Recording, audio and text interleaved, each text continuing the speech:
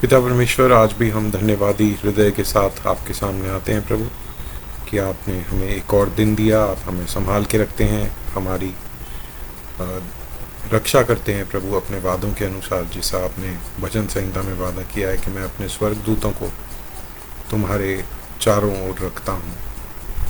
और प्रभु, हम नहीं जानते कि किन किन परेशानियों से आप हमें बचाते हैं। हम धन्यवाद करते हैं प्रभु। पिता परमेश्वर, आज जब हम फिर से वचन खोलते हैं तो मैं प्रार्थना करता हूँ पवित्र आत्मा आपकी अगुवाई के लिए कि वचन को समझने में और उसको याद रखने में हमारी मदद कीजिए। ये प्रार्थना प्रभु यीशु मसीह के नाम से मांगता हूँ, आमीन। दोस्तों, आज हम फिलिपियों की पत्री उसका 3रा अध्याय देखेंगे। यहाँ पे पौलुस अपनी बात को दूसरे अध्याय से कंटिन्यू करते हुए इस तरह से बोलता है, इसलिए हे मेरे भाइयों, प्रभु में आनंदित रहो। और ये प्रभु में आनंदित रहना, प्रभु में आनंदित रहो, मसीह में, ये बात बहुत बार फिलिपियों की पत्री में पौलुस ने दोहराई है। और ये इसकी एक मेजर थीम भी है कि चाहे कुछ भी होता रहे जीवन में, हमें प्रभु में आनंदित होना है। तो वही बात यहाँ पे पौलुस बोल रहा है कि प्रभु में आनंदित रहो। वे ही बातें तुमको बार बार लिखने में मुझे तो कोई कष्ट नहीं होता, और इससे तुम्हारी कुशलता है। तो दोस्तों, मुझे पता है, मैं बाद में भी सोचता हूँ कि कुछ बातें मैंने बार बार शायद रिपीट कर दी, लेकिन जो बातें इम्पॉर्टेंट हैं उनको रिपीट करना पड़ता है जिससे कि हमें याद रहे। सेम बात पौलुस भी बोल रहा है। देखिए, फिर ये सेकंड जो वचन है, दूसरी आयत जो है, ये इंटरेस्टिंग है। यहाँ पे पौलुस बोलता है, कुत्तों से चौकस रहो और उन बुरे काम करने वालों से चौकस रहो, उन काट कूट करने वालों से चौकस रहो। इसका क्या मतलब है? कुत्ता जो है हमारे आज के हिंदी बोलने वाले लोगों में तो एक गाली के समान है। पहले भी गाली ही, किसी इंसान को अगर आप कुत्ता बोल रहे हैं तो गाली ही है।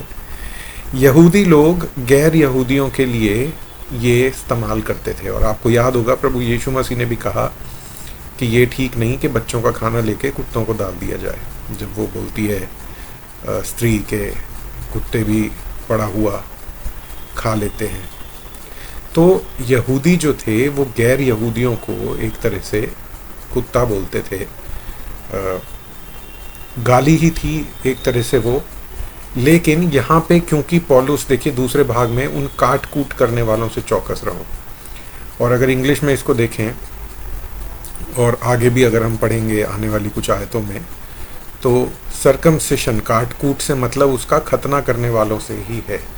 और यहाँ पे जिस गाली से यहूदी लोग गैर यहूदियों को बोलते थे, पौलुस वो गाली इनडायरेक्टली, सीधे तौर पे तो नहीं, पर वो ये कह रहा है कि उन कुत्तों से चौकस रहो जो यह शिक्षा देते हैं कि अब तुम्हें खतना कराने की ज़रूरत है प्रभु यीशु मसीह में आने के बाद, या तुम्हारे ऊपर व्यवस्था का बोझ डालने की कोशिश करते हैं।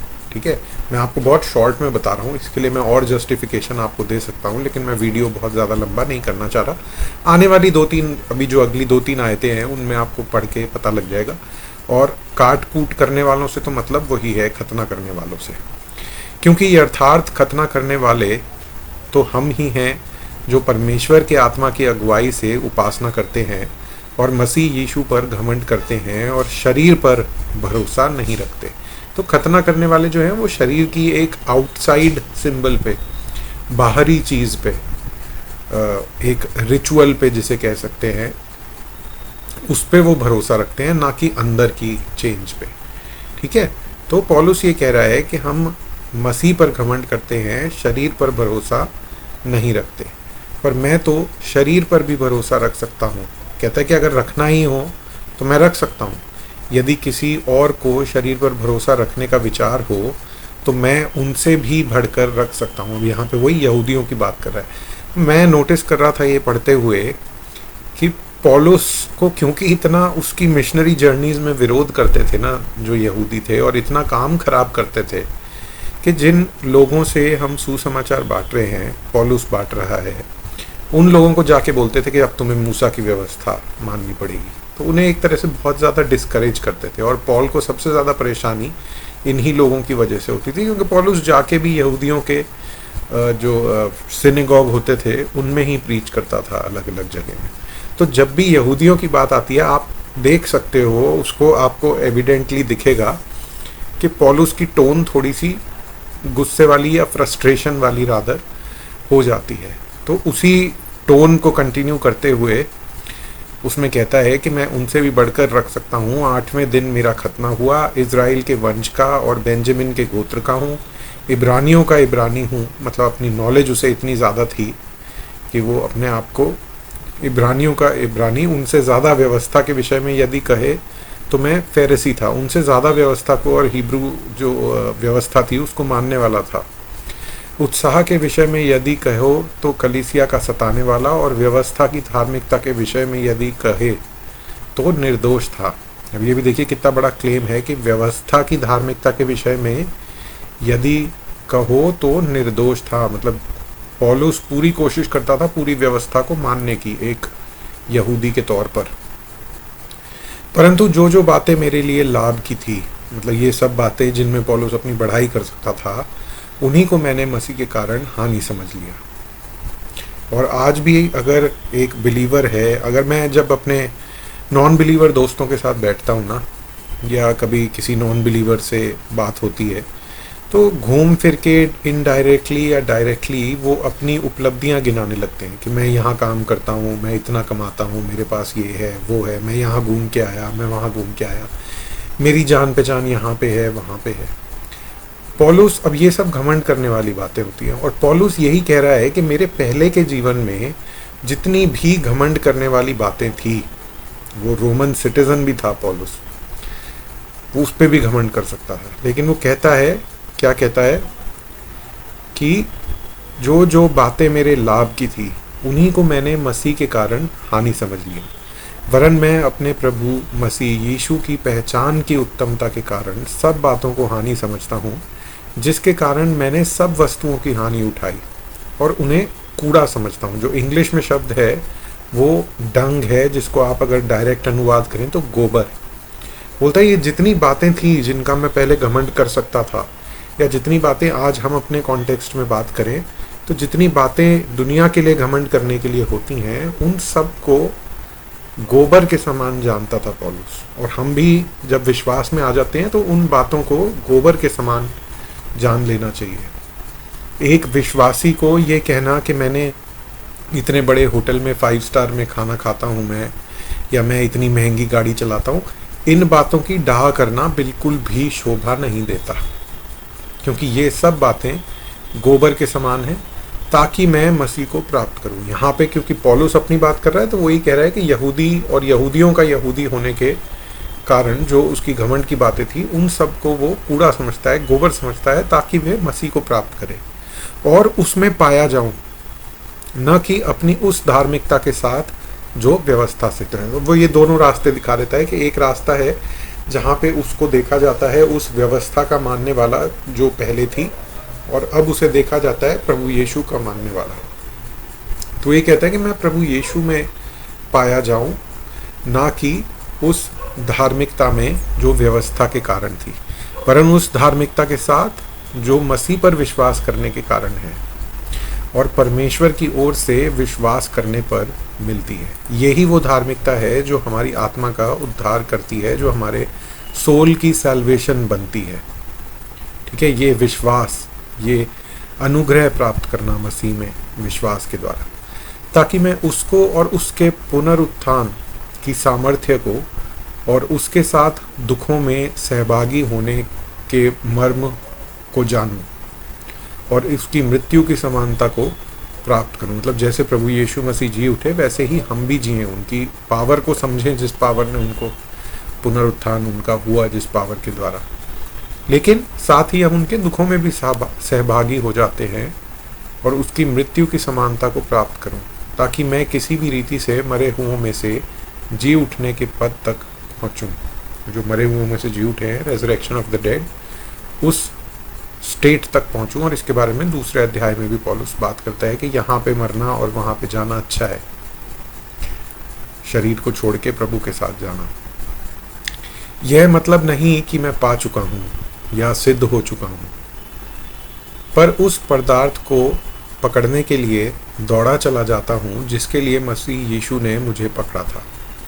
हे भाइयों, मेरी भावना यह नहीं कि मैं पकड़ चुका हूँ, परंतु केवल यह एक काम करता हूँ कि जो बातें पीछे रह गई हैं उनको भूलकर आगे की बातों की ओर बढ़ता हुआ निशाने की ओर दौड़ा चला जाता हूँ, ताकि वह इनाम पाऊँ जिसके लिए परमेश्वर ने मुझे मसीह यीशु में ऊपर बुलाया है। देखिए ये कितनी अच्छी बात है ब्रदर्स, ये हम एक ब्रदर्स एंड सिस्टर्स हम एक दूसरे को इस बात से और अपने आप को भी प्रोत्साहन कर सकते हैं कि जो बातें पास्ट में हो गई उन्हें छोड़ के हमें लगातार आगे बढ़ते रहना है, परफेक्शन की तरफ, निशाने की तरफ दौड़ते रहना है, ताकि हम वह इनाम पाएं जिसके लिए परमेश्वर ने हमें बुलाया है। ठीक है, तो मुझे बहुत अच्छा लगती हैं ये दो आयत, काफ़ी याद रखने वाली हैं। अतः हम में से जितने सिद्ध हैं यही विचार रखें, और यदि इस बात में तुम्हारा और ही विचार हो तो परमेश्वर उसे भी तुम पर प्रकट कर देगा। इसलिए जहाँ तक हम पहुँचे हैं उसी के अनुसार चलें। हे भाइयों, तुम सब मिलकर मेरी सी चाल चलो और उन्हें पहचानो जो इस रीति पर चलते हैं जिसका उदाहरण तुम हममें पाते हो। मतलब फेलो बिलीवर्स को और सेम स्पिरिट के, सेम आत्मा के लोगों को पहचानना भी ज़रूरी है। इंग्लिश में कहावत है ना, birds of the feather flock together. Birds of the feather flock together मतलब जो एक जैसे पक्षी हैं वो साथ रहते हैं। तो हम मसीह को भी, दूसरे मसीह जो सेम हमारे जैसा, जिनके अंदर विश्वास है, जो सेम परिस्थितियां उन्होंने या हमने झेली हैं, उनको पहचानना चाहिए और उनकी मदद करनी चाहिए, उनसे सीखना चाहिए। जैसे कि वचन भी बताता है कि जिस कंफर्ट जो प्रभु ने हमें दी है उससे हम औरों को कंफर्ट कर सकें। क्योंकि अनेक लोग ऐसी चाल चलते हैं जिनकी चर्चा मैंने तुमसे बार बार की है और अब भी रो रो कर करता हूँ कि वे अपनी चाल चलन से मसीह के क्रूस के बैरी हैं। उनका अंत विनाश है, उनका ईश्वर उनका पेट है। वे अपनी लज्जा की बातों पर घमंड करते हैं और पृथ्वी की वस्तुओं पर मन लगाए रहते हैं। देखिए दोस्तों, इसके अराउंड ना, इससे इसको आप अवॉइड नहीं कर सकते। जैसे रास्ते में कोई अड़चन आ जाती है तो उसके घूम के जाते हैं। तो इंग्लिश में कहते हैं there is no way around this verse और दिस डॉक्ट्रिन, कि एक विश्वासी अपना मन पृथ्वी की वस्तुओं पर नहीं लगा सकता और हम अपने पेट को या अपने जो डिज़ायर्स हैं उनको अपना ईश्वर नहीं बना सकते। नहीं तो हम प्रभु के पीछे चल ही नहीं पाएंगे। तो इसलिए मसीह जीवन में ये निर्णय लेना है कि हमें पृथ्वी की वस्तुओं पर मन नहीं लगाना है। आराम के लिए सब कुछ है, गाड़ी हो, घर हो, अच्छा घूमने फिरने जाना है, परिवार के लिए, बच्चों के लिए सब कुछ हो, अच्छी बात है। लेकिन इतना मन और इतनी अटैचमेंट उन चीज़ों से नहीं करनी कि अगर वो ना हो तो हम ये सोचें कि मेरा तो जीवन ही बेकार है। एक विश्वासी को तो ऐसा बिल्कुल भी नहीं सोचना चाहिए। और यही बात, जो यही टॉपिक है, यही पौलुस ने पूरी पत्री में बताया है कि चाहे वो बंदी बना हुआ रोम के घर में था, उसे आर्थिक तंगी भी थी, फिलिपियंस ने भेजा, पैसे से आर्थिक तौर पर मदद करी, दान भेजा, और एपैफ्रोडाइटस को भी भेजा कि उसका ध्यान रखे। उसके पास कोई नहीं था ध्यान रखने वाला। पौलुस के पास रोमी सैनिकों का पहरा होता था वहाँ पे, जहाँ वो रहता था, जहाँ पे उसको बंदी बना रखा था।